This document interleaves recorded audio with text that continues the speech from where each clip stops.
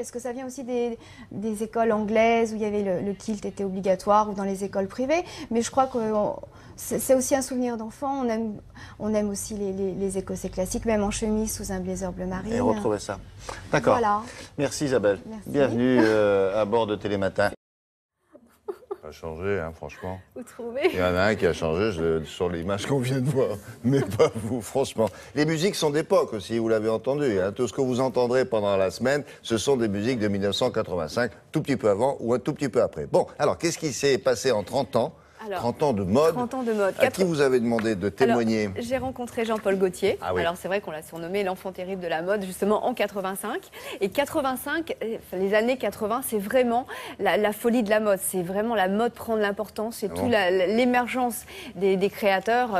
Montana, Thierry Mugler, Jean-Paul Gaultier, Alaya, Chantal Thomas, Anne-Marie Beretta. Et puis ces fameux défilés, ces fameuses, on n'appelait pas ça encore la Fashion Week, on appelait ça la semaine de la mode.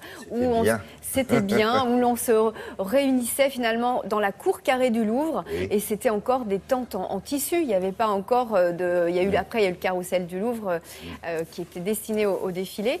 Et puis 85, c'est vraiment le culte du corps. On redécouvre les formes avec les robes moulantes d'Alaya. C'est vraiment le côté working girl. En plus, il y a le film américain qui est arrivé. On redécouvre, enfin, c'est pas qu'on redécouvre, mais on s'intéresse à la femme qui bosse. Donc, comment elle va s'habiller? Elle va s'habiller avec des tailleurs, mais des tailleurs hyper sexy. Donc moi, je vous propose d'écouter Jean-Paul Gaultier. « 1985, c'est le point culminant, je crois, de la mode.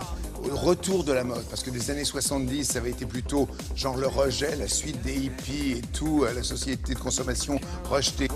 Ça commence fin 70 et début 80 et 85, c'est là où tout le monde se presse, tout le monde se bat pour voir des défilés.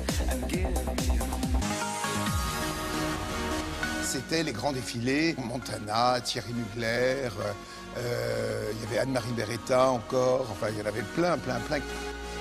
Il y a une silhouette qui s'est imposée, c'était une espèce de rétro 40, mais fait d'une façon très moderne, qui a montré des épaules bien droites, bien carrées. Et ça représentait quoi? Le pouvoir, la force, la femme, la working girl et tout. En fin de compte, c'était un peu s'attribuer le pouvoir des hommes par la veste aussi. Moi, je sais que mes épaules, elles étaient un petit peu différentes. Elles étaient plus comme une femme qui aurait emprunté la veste de son mec et l'aurait un petit peu recintrée pour la rendre plus féminine. Et les manches trop longues, donc elle retroussait les manches et on voyait la doublure. C'est vrai que plein de jeunes créateurs sont inspirés par les années 80. Ça leur paraît comme une époque très libre en fin de compte. Et justement, la mode était à la mode. Ça, c'est assez drôle parce que celui-là, en plus, précisément, c'est une copie d'un de ceux que j'ai fait en 87. Avec la taille très cintrée, les hanches bien rondes et les épaules bien carrées, presque celles d'une veste d'homme.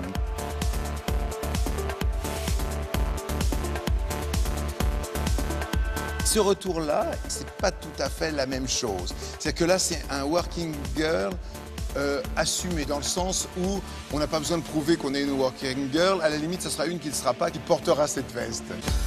L'épaule, c'est aussi un peu plus agressif, c'est un peu plus comme une protection. Une protection sociale, mais une protection quand même. On est dans un climat quand même assez difficile et perturbant. Du coup, je pense que la mode est à cette image-là. C'est-à-dire que la mode, en effet, se recherche et même peut-être au niveau des structures de la mode, au niveau de comment vendre les vêtements, par quel système, tout ça est en train d'être en mutation.